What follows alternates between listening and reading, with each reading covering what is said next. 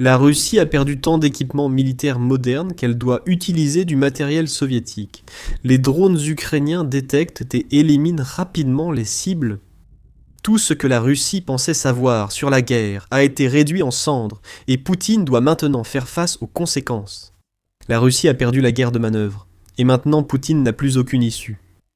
Personne n'en saurait rien si l'on croyait Poutine, ses commandants et le Kremlin. Les mensonges de la Russie sur ce qui se passe sur le champ de bataille ukrainien sont toujours bien présents, le plus remarquable étant que la Russie affirme encore qu'elle contrôle Kopiansk. La ville, qui se trouve dans l'oblast de Kharkiv en Ukraine et est située sur les rives de la rivière Oskiel, se trouve à seulement 40 miles, soit environ 24,8 miles de la frontière que l'Ukraine partage avec la Russie. Selon l'UNN, la ville est le deuxième nœud ferroviaire qui a été créé à Kharkiv. Poutine la souhaite pour les avantages logistiques évidents que ce nœud offrirait. Poutine affirme que la Russie contrôle Kopiansk. Poutine ment. Comme nous allons le montrer, l'échec russe à prendre Kopiansk illustre l'effondrement de ses tactiques de manœuvre, rendues inefficaces par l'Ukraine. Dans une interview accordée le 29 janvier à Jason J. Smart pour le Kiev Post, l'ancien Navy SEAL américain Chuck Farrar a révélé cela. La Russie prétend une fois de plus contrôler une ville qu'elle n'a jamais prise. Ce qui m'intéresse, c'est que c'est presque une blague récurrente. Hier encore, pour la 4e fois au moins, à un haut niveau du Kremlin. Je parle du ministre, du secrétaire à la défense, du chef d'état-major, qui affirme toujours occuper Kopiansk. Farrar juge cette affirmation manifestement fausse, à juste titre. Il y a eu un moment en 2025 où il semblait effectivement que la Russie était sur le point de submerger Kopiansk. Cette époque est révolue depuis longtemps, et c'est l'Ukraine qui contrôle la grande majorité de la ville. À la mi-décembre, l'Ukraine avait repris 90% de Kopiansk et s'efforçait de libérer les 10% restants. Le 3 février, le Kiev indépendant a rapporté que l'Ukraine avait libéré encore plus de positions dans la ville, mettant ainsi fin à de lourdes offensives russes. Et juste quelques jours avant cela, le 27 janvier, l'Institut pour l'étude de la guerre, ou ISW, a livré une évaluation accablante des prétendus gains russes sur le champ de bataille à Kopiansk, suggérant que ces gains n'étaient que théoriques. La réalité, selon l'ISW, est que l'Ukraine a maintenu ses positions et a probablement progressé dans la direction de Kopiansk. Les déclarations de la Russie sur la prise de la ville ne sont qu'une illusion, un écran de fumée. Un mensonge qui vient des plus hauts niveaux du Kremlin, et qui est révélé comme tel, non seulement par l'Ukraine, mais aussi par certains en Russie. Comme le dit Farah, certains en Russie remarquent que l'empereur n'a pas de sous-vêtements. Parce que des blogueurs disent, en réfutation directe de ces insinuations, que Kopiansk doit être dans son propre royaume de réalité, ce qui n'est pas le cas, mais Poutine et ses acolytes le sont. Ils doivent l'être, car ils ignorent ce qui se passe sur le terrain, à Kopiansk. Ils continuent donc à diffuser l'idée fausse d'une Russie invincible face à une Ukraine impuissante, alors qu'en réalité, l'Ukraine peut stopper la Russie. Cela fait 4 ans qu'elle l'arrête, et à Kopiansk, elle a même inversé d'importants gains russes pour libérer une ville clé. L'illusion créée par Vladimir Poutine s'est avérée être le tour de passe-passe le plus grossier. Même en Russie, les gens commencent à s'en apercevoir. Le lapin était déjà dans le chapeau. Quelle est la réalité sur le terrain ? Nous évoquerons d'abord les lourdes pertes en matériel et ressources sur tous les fronts.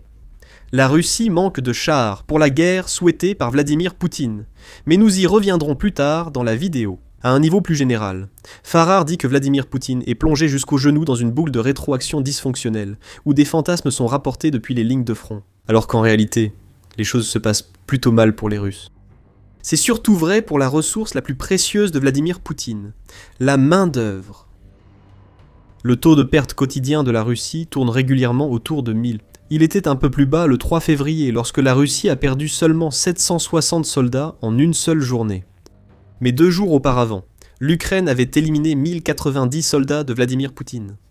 Un autre exemple vient du 17 janvier, lorsque la Russie a perdu 1130 de ses soldats. Ces chiffres ne sont pas exceptionnels. En fait, il est rare que l'Ukraine inflige moins de 1000 pertes, car le nombre est habituellement bien supérieur. Pire pour la Russie, nombre de ses pertes quotidiennes sont des soldats tués au combat. Mikhail Kaufman, chercheur principal à la Fondation Carnegie pour la paix internationale, a révélé que le ratio morts et blessés en Russie est bien inférieur à la normale. Kaufman affirme que le ratio tués au combat blessés graves était presque de 1 pour 1, et qu'il a nettement augmenté en 2025. Concernant les soldats russes tués par rapport aux blessés, c'est un problème majeur pour Poutine. Les soldats blessés retournent souvent au combat après guérison. Un soldat mort doit être remplacé. Et avec un ratio d'un mort pour un blessé, la Russie doit trouver environ 500 remplaçants pour les soldats perdus chaque jour. Au total, le ministère des Finances ukrainien affirme que la Russie a perdu plus de 1,24 million de ses soldats morts, blessés, capturés ou emprisonnés. Le ratio d'1 pour 1 ne concerne que les pertes russes récentes. Cela ne change rien au fait que l'armée russe épuise une ressource précieuse absolument essentielle pour gagner une guerre de manœuvre. Ce serait déjà assez grave. Mais, comme le souligne Smart, les Russes manquent d'hommes et d'équipements. Farrar continue d'ajouter. Après avoir constitué un stock, une réserve stratégique de blindés, d'infanterie, de véhicules de combat, de chars et de pièces d'artillerie, la Russie ne dispose plus que de 2000 chars en réserve. Farrar affirme que la Russie a commencé la guerre avec 40 000 chars, ce qui laisserait entendre que l'Ukraine en a détruit 38 000. Même l'Ukraine n'avance pas un chiffre aussi élevé. Son ministère des Finances parlant d'environ 11 600 chars détruits. Mais, en mettant de côté les débats sur les chiffres précis, le point principal que Farrar veut souligner est que la Russie ne fournit pas de nouveaux chars à ses soldats. La Russie prétendra que les chars qu'elle envoie sont neufs. Cependant, ce qu'elle envoie réellement, et qu'elle présente sournoisement comme des chars neufs, sont souvent des tas de ferraille de l'époque soviétique, qui ont été restaurés du mieux possible, en utilisant les restes laissés par un stock pourrissant de vieux chars qui ne sont plus aptes au service. Le secteur des chars en Russie n'est certainement pas florissant, comme l'a révélé Forbes dans un article du 3 février. Le média souligne que l'UVZ, qui est un fabricant de défense appartenant à l'État, est la seule entreprise capable de produire de véritables chars neufs. Ce sont les T-90M que Vladimir Poutine a qualifiés de meilleurs chars de combat au monde. La production réelle est bien inférieure à ce qu'affirme la Russie, et même si elle atteignait ces chiffres, elle resterait insuffisante pour compenser les pertes en Ukraine. Officiellement, la Russie produit 250 nouveaux T-90 par an. Même avec un calcul rapide, cela nous montre qu'11 600 chars détruits en 4 ans équivalent à 2900 pertes annuelles. Donc, les nouveaux chars représentent moins d'un dixième de ce que la Russie envoie sur les lignes de front. Et cela en supposant que 250 T-90 par an soit exact, le chiffre réel pourrait être inférieur à 200 ou même 100, suggère Forbes, ce qui signifie que l'affirmation de Farrar tient la route. Si la Russie remplace les chars perdus en Ukraine, elle doit les obtenir ailleurs que de chaînes produisant seulement quelques centaines de chars par an. Ils sont prélevés dans les stocks datant de l'époque soviétique, et Farrar révèle que c'est une mauvaise nouvelle pour la guerre menée par la Russie. Un nouveau char arrive dans l'unité. Qu'est-ce qui va sortir d'un wagon et s'arrêter devant ta position ? C'est un T-62 de 1962. Je n'ai pas besoin de rappeler que la métallurgie n'est pas aux normes, dit Farrar. Il ajoute. Pas de capteurs, juste des viseurs optiques. Ces engins sont à peine meilleurs que les chars russes de la Seconde Guerre mondiale. Dans quelques minutes, nous expliquerons pourquoi ce grave manque de chars impacte autant la guerre de manœuvre russe. Mais d'abord, allons dans le Donbass. Cette région de l'est de l'Ukraine concentre les combats les plus intenses. Poutine tente d'arracher le contrôle de Donetsk à l'Ukraine, la Russie ayant déjà capturé la majeure partie de Louhansk. Et pourtant, les forces russes ont passé bien plus d'un an embourbé dans la bataille pour la ville de Pokrovsk, qui se trouve juste devant la terrifiante ceinture de villes-forteresses, tellement chargée de défense que le bain de sang observé à Pokrovsk ne sera rien comparé à ce qui attend les forces russes après. Le Donbass offre l'exemple parfait de la stratégie du Kremlin échouant en temps réel. Cela nous montre aussi que lorsque la Russie parvient à rassembler suffisamment d'équipements pour lancer quelque chose qui ressemble aux assauts mécanisés qu'elle utilisait plus tôt dans la guerre, ces assauts s'effondrent, souvent, en un temps record. Ces unités sont décimées avant ou juste après leur point de départ. Elles n'atteignent jamais leurs objectifs, dit Farrar. Il affirme que la guerre de manœuvre l'emportera en Ukraine, ce qui pose les principaux problèmes de Poutine. La Russie a perdu tellement d'hommes et de matériel qu'elle aura perdu la capacité de mener la guerre en Ukraine comme elle le souhaite, d'ici début 2026. Farrar s'appuie sur le renseignement de la défense britannique pour cette affirmation. L'ISW a aussi tiré une conclusion similaire dans une évaluation fin décembre. UNN affirme que la Russie ne peut pas constituer les réserves stratégiques nécessaires pour les remplacer et subit des pertes au front sans utiliser les forces engagées ailleurs en Ukraine. La Russie devrait, ironiquement, se priver elle-même de forces ailleurs pour espérer prendre le Donbass. Cela laisserait ses flancs sous-effectifs et vulnérables à des contre-attaques ukrainiennes qui pourraient lui faire perdre des territoires déjà occupés. C'est sans doute ce qui se passe actuellement vers Kupiansk.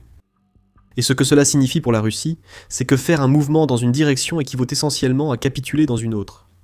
C'est une sorte d'impasse, même si la ligne de front reste flexible.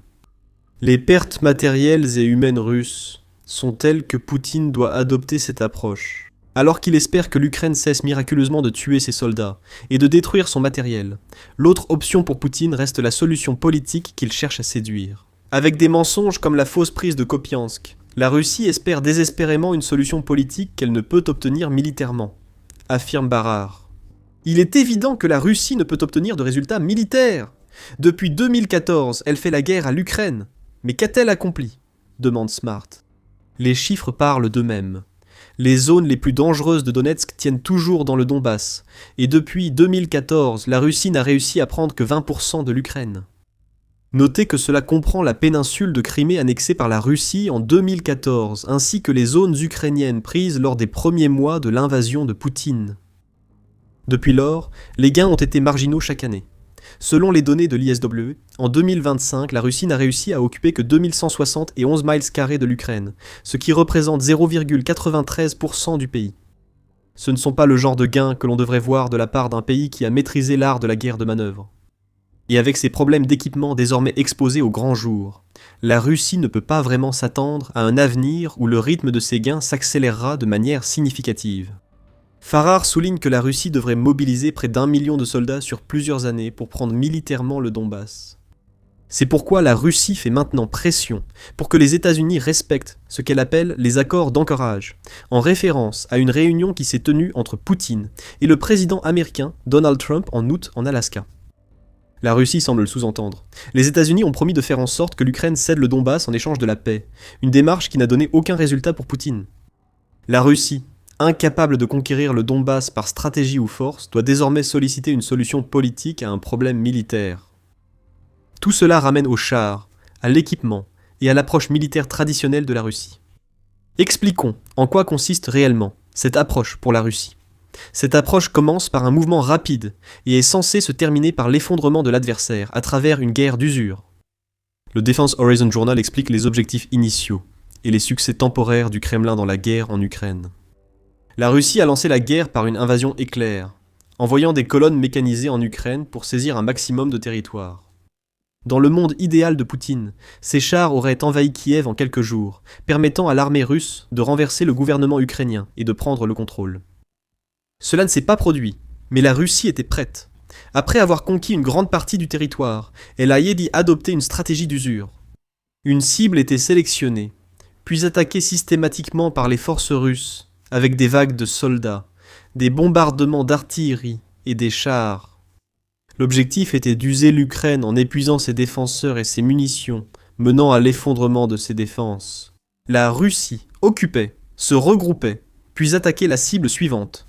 Farrar résume, la machine de guerre soviétique et la doctrine de la guerre de manœuvre interarmes du XXe siècle affirmaient la même chose. On prépare la cible avec l'artillerie, on l'assaille avec des chars, puis l'infanterie motorisée suit et les chars exploitent les percées en tête. Vous voyez sûrement déjà le problème avec cette approche en 2026. La défense ukrainienne par drone a sérieusement mis à mal les tactiques russes, comme le montrent les chiffres. Plus tôt, nous avons indiqué que le ministère de la Défense ukrainien affirme que plus de 11 600 chars russes ont été détruits.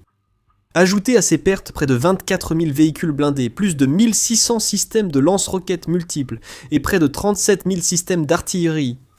Les éléments clés de la stratégie de guerre de manœuvre de la Russie se sont effondrés. Cela mène à la situation actuelle dans le Donbass et en Ukraine. Avec autant d'équipements détruits et non remplacés, les assauts mécanisés de la Russie sont devenus rares. Comme le dit Farrar, il s'avère que si vous achetez un drone Mavic à 1 500 $ et que vous y fixez une ogive de lance-roquettes, vous neutralisez chaque char. La Russie n'avait pas anticipé cela au début de la guerre. Maintenant qu'elle comprend les dégâts causés par les drones ukrainiens, il est trop tard. Tout ce qu'il reste à la Russie, c'est un nombre insuffisant de nouveaux chars produits et beaucoup de blindés et d'armes de l'époque soviétique qui ne sont pas adaptés à un combat du XXIe siècle. Cela signifie que les grandes manœuvres sont désormais hors de question. Cette époque est finie pour la Russie et ne reviendra plus, ce qui explique ses gains dérisoires actuels. Nous avons vu la Russie tenter de s'adapter, avec peu de blindés et d'artillerie, pour lancer les assauts, qui faisaient autrefois sa doctrine militaire. Poutine s'est replié sur la seule ressource qu'il pense avoir en abondance, les gens. En septembre, le chef des forces armées ukrainiennes, Oleksandr Syrski, a indiqué que l'Ukraine avait remarqué un changement notable dans les tactiques russes. Au lieu d'attaquer les positions ukrainiennes, avec des colonnes mécanisées et de nombreuses troupes, la Russie optait pour une approche bien plus sournoise. Le pays adopte une tactique avec des unités de seulement 4 soldats. Ces unités doivent franchir les défenses anti-drones ukrainiennes, ce que les blindés et équipements lourds ne peuvent pas. Leur mission principale est d'infiltrer profondément notre territoire, de se replier, se regrouper, avancer à nouveau et attaquer nos arrières pour paralyser la logistique et la rotation des troupes, a déclaré Syrski en septembre. Pendant un certain temps, cette approche a en quelque sorte fonctionné. La Russie a fait des régions occupées en Ukraine des zones grises, avec peu de troupes russes. Cependant, le problème est vite devenu évident. De telles petites unités ne sont pas capables de capturer de grandes villes, surtout lorsqu'elles ne bénéficient pas du soutien de blindés. Les drones ukrainiens localisaient et détruisaient la plupart des infiltrés. Ceux franchissant les lignes ukrainiennes étaient souvent isolés et encerclés. Oui, ils peuvent encore poser problème et tuer des soldats, mais ces petites unités ne suffisent pas pour les objectifs russes liés aux chars et à l'artillerie. Ce qui, en surface, semble être une adaptation intelligente de l'armée russe, est en réalité un aveu de ce que nous savons déjà. La Russie n'a pas l'équipement dont elle a besoin pour capturer du territoire, et ses soldats meurent en nombre record chaque jour. Ceci représente le dernier espoir de la Russie pour maintenir la force de ses assauts contre l'Ukraine. Smart et Farrar notent que la Russie recrute des mercenaires étrangers, souvent trompés sur leur déploiement au front, pour pallier la diminution de ses troupes. Farrar affirme que cette stratégie provient du tristement célèbre groupe Wagner, unité de mercenaires russes. Ce groupe a joué un rôle important dans la bataille de Bakhmout, où Farrar affirme que la Russie a perdu environ 130 000 soldats. Cette affirmation est discutable. En juin 2023, Pravda rapportait que les pertes russes étaient estimées à environ 60 000 selon l'Occident. Dans tous les cas, la stratégie russe, lors de cette bataille, n'était pas d'envoyer des soldats bien entraînés pour prendre Bakhmout. La Russie envoie de la chair à canon et recrute à l'étranger des soi-disant soldats sans formation, poursuivant la même stratégie.